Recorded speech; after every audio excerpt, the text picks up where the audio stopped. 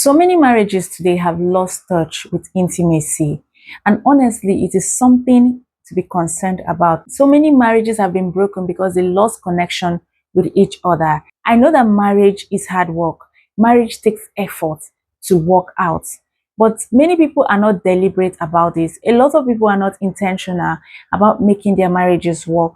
That is why any small thing that happens, they are talking about divorce, they have started talking about separation, they have started looking for who will come and settle conflict between them. So today, I want to share with you some things you can start doing in your home that will make a big difference over time. Some very little actions you can start taking, and it's going to bring back connection between you and your spouse. You have to do them intentionally.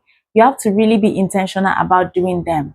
There are things that you might not want to do, but if you're really serious about making your marriage work, if you're really serious about bringing back the peace and harmony in your marriage, these little tips can help you introduce intimacy and bring back the emotional connection between you and your spouse. So without wasting much time, let's get right into the video. Hi everyone, welcome back. If you're seeing me for the first time, my name is Nelly, and on this channel, I talk about marriage, love, and relationship. If this is the type of content that you like to watch, then do well to subscribe and don't forget to put on the bell notification so that you can get instantly notified whenever I upload a new video. The first thing that you can do to work on your marriage every single day is to touch your spouse. Make it a daily habit to always touch your spouse. And I know now some people are like, what is she talking about? Yes, touch is a little act that you can do every day to bring emotional connection back to your marriage. It can be as simple as touching your partner's cheek, tickling them. It can be as simple as touching their hair or just hugging them.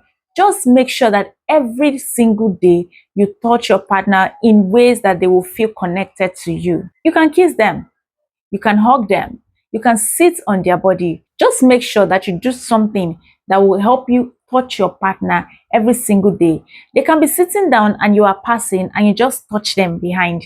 They can be standing and you are passing and you just slap them on their butt. You can just touch them anyway. You can hold their hands. Touching is a great way to build emotional connection and introduce intimacy in your marriage. Me and my husband, we touch each other every single time we come close to each other. We hug each other, we hold hands, we kiss each other. We just do things that makes us to be close to each other. You see, when your skin is touching another person's skin, there is this connection that words alone cannot express. It builds this very deep connection between you and your spouse. So make it a habit to touch your partner every single day and watch how it transforms your marriage in no time. Another thing that you can do to work on your marriage every day is to compliment your spouse. Always ensure to say something nice about your spouse. Say something nice about how they look, something nice about how they talk, something nice about how they do the things they do. It can be as simple as, oh my God, honey, your clothes look perfect on you. Oh babe, you look so beautiful today. Oh love, your hair looks perfect on you. I love the shoes you're wearing. It matches well with your skin color. Something so simple as that can actually connect you and your partner in a deeper level that words cannot explain. So every day, make it a habit to compliment your partner. You can compliment your wife if you're a man. Oh, honey, the food is delicious. The food you made is so delicious. I really enjoy this meal. Or it can be as simple as, I love the way you smile. Your smile is so contagious. Like, just compliment them. It makes them feel warm. It makes them feel loved. It makes them feel valued and important in your eyes. Try and do this simple thing every single day and watch how it changes the course of your marriage. Another thing that you can do to work on your marriage is to put away your phone. Now, I know that phone is a good thing. Phone is helpful in so many ways. But one thing that phone does is that it's a great distraction. And that is one of the many disadvantages of phone. My husband and I make it a point to always put our phones away whenever we are together. We designate time to use phones. When we are together, we don't use phones. We can be in the living room and our phones will be in the bedroom. They are never close to us. We go as far as putting them on silent so that even if it's ringing, no one gets to hear it. I know of how many homes that this thing called phone has broken. This thing called phone has caused a lot of damage in homes. Phones are now competing with a lot of people for their partner's attention, which is not supposed to be. So make it a point, be very intentional about it. Discuss it with your spouse that whenever you are together with your spouse, you don't use phone. Phones don't come close. They cause more harm in relationship than good. Learn to look up more than you look down whenever you are with your partner. Another way that you can work on your marriage today is for you to learn to ask and also learn to listen. The easiest question that anyone can ask anyone today is, how are you doing? Or how was your day? And if you come to me and ask me that question, the easiest answer I will give is, I'm fine, I'm doing great, I'm okay. But I want us to learn to do more than that. Let us learn to ask better questions, and not only asking better questions, but also learn to listen better. What I do is that whenever my husband comes home from the office, I ask him, how was your day? He says, my day was great. And then I ask him, were you able to conclude the meeting you talked about this morning? How did you handle those awkward moments? How were you able to tackle those staffs that are very stubborn? You know, I take it a step further. I do this because I want him to know that I'm invested in him, that I'm invested in his career, that I am interested in whatever goes on in his life. So don't just only ask your husband or your wife, how was your day? How are you doing? Or how are you feeling? Take it a step further. Learn to ask better questions.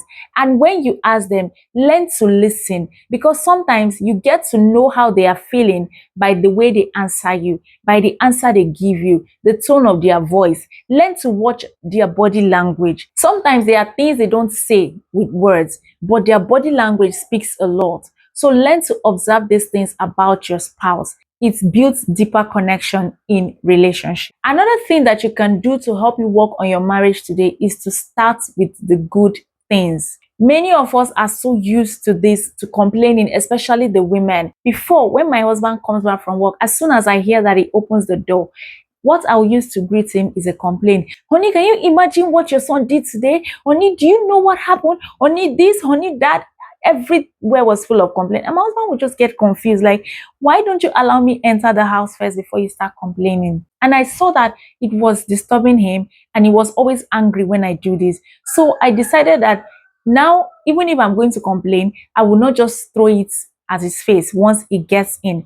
I would wait for some time. I will start with the good things. I will start with the compliment. I will start with what makes him happy. Start telling him the good things.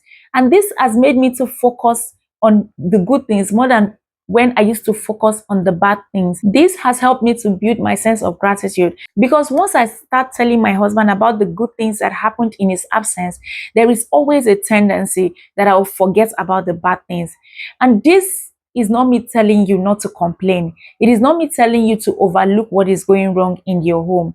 You can always complain, but what I'm saying is that always start with the good things first before you get to the bad ones. Another thing that you can do to help you work on your marriage today is to always surprise your partner. Surprise them often. It can be as simple as making their favorite dish for dinner. It can be as simple as buying them something they've been admiring for a long time. It can be as simple as organizing a little date night between you and your partner. Always surprise them. This is something I do often. I always surprise my husband by either making his favorite dish, by either buying something that I know he would cherish, or something that he has been admiring for a long time and he has been talking to me about. I always go the extra miles to make my husband feel loved, feel cherished, and accepted in his home. And this is also a way to appreciate him for everything that he has been doing for me and the family. So these are some of the things that I do to work on my marriage every day, that I do to introduce intimacy and build emotional connection between me and my husband. I hope that you try these things out and let me know how it works out for you. This is all I have for you beautiful ladies today. If there is anything you want to add to this list, please feel free to add it so that we all can learn. Like and share this video with another woman who needs to hear this. And don't forget to leave me a comment to share your thoughts. So I'll see you in my next video. Bye.